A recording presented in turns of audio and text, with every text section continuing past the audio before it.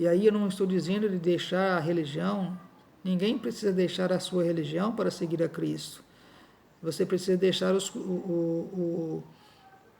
você precisa deixar Cristo ser o condutor da sua vida. Quando nós fazemos isso, nós permitimos que Cristo seja o condutor de nossa vida, e não importa a religião. Nenhuma religião vai salvar o homem. O Salvador do mundo é Jesus. Eu sempre digo isso porque isso é importante. As pessoas precisam saber disso. Que a salvação está em Jesus. A salvação não está na placa da igreja. A salvação não está na religião que você segue, não. A salvação está em Jesus. Quem crer em Jesus, como diz as Escrituras, ele será salvo, e rios de água viva fluirão do seu interior. Foi o que Jesus disse quando esteve aqui no mundo. E esse rios de água viva é o Espírito Santo, que flui de dentro de nós quando nós cremos em Jesus e aceitamos Ele como nosso Senhor e Salvador. Não se apegue à religião, se apegue em Jesus, porque só Jesus pode salvar, só Jesus pode libertar, só Jesus pode dar segurança, só Jesus pode fazer a sua alma sossegar, só Jesus pode fazer a sua alma descansar. Qual criança desmamada para com a sua mãe, tal é a minha alma para comigo, porque eu tenho Jesus. Eu já deixei o leite materno, espiritualmente falando. Quando eu aceitei a fé, eu precisei desse leite, do ensinamento mais ameno, um ensinamento mais orientado. Mas depois, com o passar do tempo, esse leite materno, espiritualmente falando, ele foi deixando de lado. A fonte foi secando e eu fui buscando alimento em outra fonte, que é a palavra de Deus. E é isso que nós devemos fazer, como servos de Deus, como cristãos verdadeiros, deixar que a nossa alma descanse no Senhor. E a vitória de Davi, as vitórias de Davi se deram por causa dessa confiança, dessa fé, dessa esperança que ele tinha em Deus. E nós vemos isso retratado em vários salmos.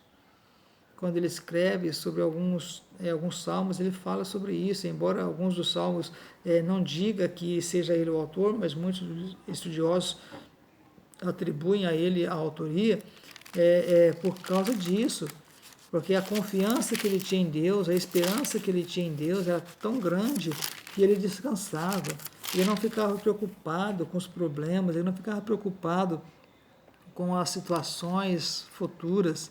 No Salmo 62, por exemplo, que foi escrito por ele, que é um dos mais lindos que eu acho, ele fala assim: a minha alma espera somente em Deus, dele vem a minha salvação. Olha a fé, olha a confiança. Só ele é a minha rocha e a minha salvação.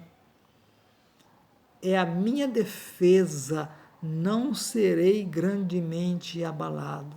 Então veja que aí em vários versículos desse salmo, no versículo 5, por exemplo, ele volta a dizer: ó minha alma, espera somente em Deus, porque dele vem a minha esperança. Então veja que essa esperança, essa confiança de Davi era tão grande em Deus que ele estava descansado. Saul perseguia ele, mas ele estava descansado, ele não se preocupava, ele estava tranquilo, porque ele sabia que Deus estava cuidando dele. Descanse a sua alma, meu irmão, descanse o seu coração, confie em Deus, espere em Deus, porque dele vem a nossa salvação, dele vem a nossa esperança. Que a sua alma, a sua noite seja uma noite tranquila, que o seu sono seja um sono reparador, um sono, como diz aí, um sono dos anjos, daquele que tem uma confiança plena no Deus que tudo pode, que tudo faz.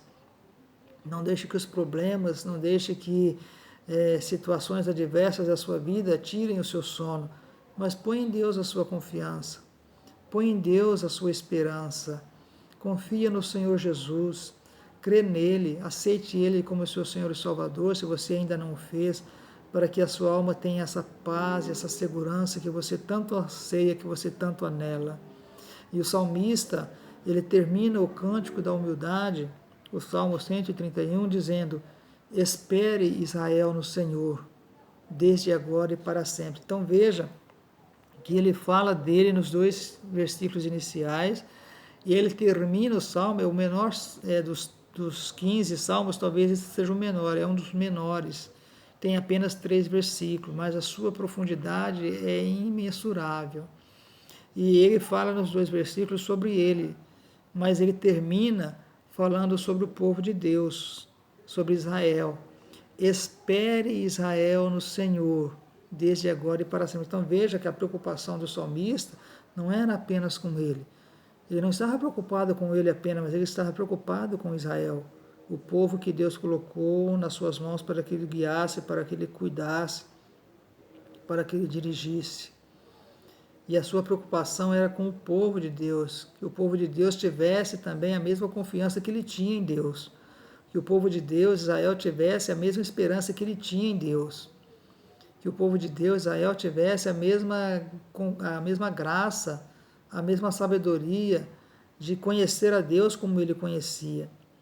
Não apenas de ouvir falar, como Jó diz lá no capítulo 42, eu te conhecia de ouvir falar, mas agora os meus olhos te contemplam. É isso que nós precisamos contemplar Deus, não com os olhos carnais, mas com os olhos espirituais. E para nós contemplarmos Deus, nós precisamos ler a Bíblia. Para nós contemplarmos Deus, nós precisamos orar. Para nós contemplarmos Deus, nós precisamos submeter nossa vontade à vontade dEle. E aí, quando nós fizermos isso, a nossa preocupação não será apenas conosco, mas a nossa preocupação será com o povo de Deus. E aí diremos, como disse Davi, espere, Israel, no Senhor, desde agora e para sempre. Não espere em Deus só momentaneamente. Não espere em Deus só quando as lutas são grandes e você precisa de soluções imediatas. Não espere em Deus somente quando você está no leito de enfermidade, esperando uma cura. Mas espere em Deus em todo o tempo, hoje e sempre. Espere em Deus até o fim da sua vida. Espere em Deus eternamente. Como diz Isaías lá no capítulo 26, versículo 4, se não me engano, confiai no Senhor perpetuamente. Vamos ler Isaías 26 e 4, se eu não estou enganado. Confiai no Senhor perpetuamente, porque o Senhor Deus é uma rocha eterna. Então, irmãos, confie nesse Deus, espere nesse Deus, entregue a esse Deus o seu caminho, entregue a Ele a sua vida, confia nele e Ele tudo fará, diz o Salmo de número 37. A confiança em Deus é tudo para nós. Se nós confiarmos em Deus como Davi confiava, nós também seremos vitoriosos em tudo aquilo que nós fizermos. Isso não significa que não teremos luta, que não teremos aflições, que não teremos dificuldades. Mas mesmo em meio às adversidades, mesmo em meio às aflições e às intempéries da vida, a nossa alma estará descansada no Senhor. A nossa alma estará descansada, como a criança desmamada para com a sua mãe, tal é a minha alma para comigo. Eu estou tranquilo, porque embora não tenha mais o leite materno, mas agora eu tenho um alimento sólido. Embora eu não tenha mais o seio da minha mãe para mamar, mas eu tenho a palavra de Deus que me alimenta. Eu tenho um alimento sólido que me servirá para toda a minha vida. O leite materno, ele é necessário para os primeiros dias de vida, os primeiros meses, mas o alimento sólido, ele é para a vida toda. Alimente-se da palavra de Deus. Alimente-se desta palavra que é uma fonte inesgotável. E você verá e terá a sua alma descansada, a sua esperança animada, reavivada, a sua fé fortalecida no Senhor, como diz Paulo em sua carta aos Efésios, capítulo 6 em diante, quando ele diz, fortalecei-vos no Senhor e na força do seu poder. É isso que nós precisamos, nos fortalecermos no Senhor.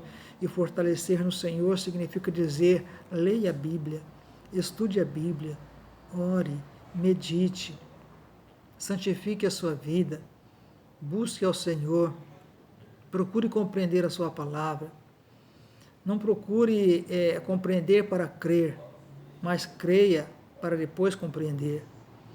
O importante é isso. O segredo é esse. É crer para depois querer entender. A fé é isso. Eu creio, mesmo não entendendo, mas eu creio. Ainda que pareça insolúvel o problema, mas eu creio que haverá uma solução. Como será, eu não sei, mas Deus me dará entendimento e sabedoria para eu crer que o problema será resolvido. Eu não sei como será a restauração da minha vida, mas eu creio que Deus restaura.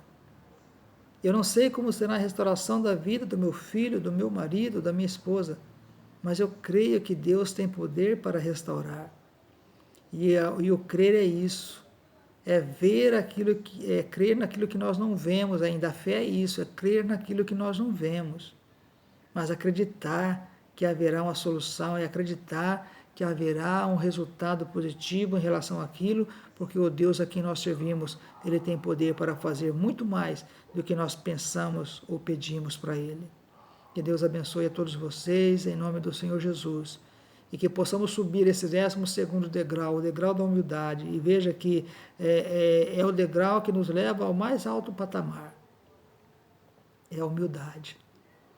Quando nós nos humilhamos, a Bíblia diz que aquele que se humilha será exaltado. Não é aquele que é humilhado, mas aquele que se humilha, ele será exaltado. Deus o exaltará. Deus o colocará em lugares de honra, porque ele se humilhou. E nós vemos isso aqui no Salmo 131, com o rei Davi. A sua humildade o levou a ser o maior rei de Israel. Não a humildade de palavras, mas a humildade de caráter, a humildade de atitudes, a humildade de coração levou ele a ser o maior rei de Israel. Que Deus em Cristo nos abençoe e nos ajude a sermos humildes de coração. Que a nossa humildade seja uma humildade sincera diante de Deus, para que Ele nos eleve ao trono da sua glória e nos faça também herdeiros da sua justiça.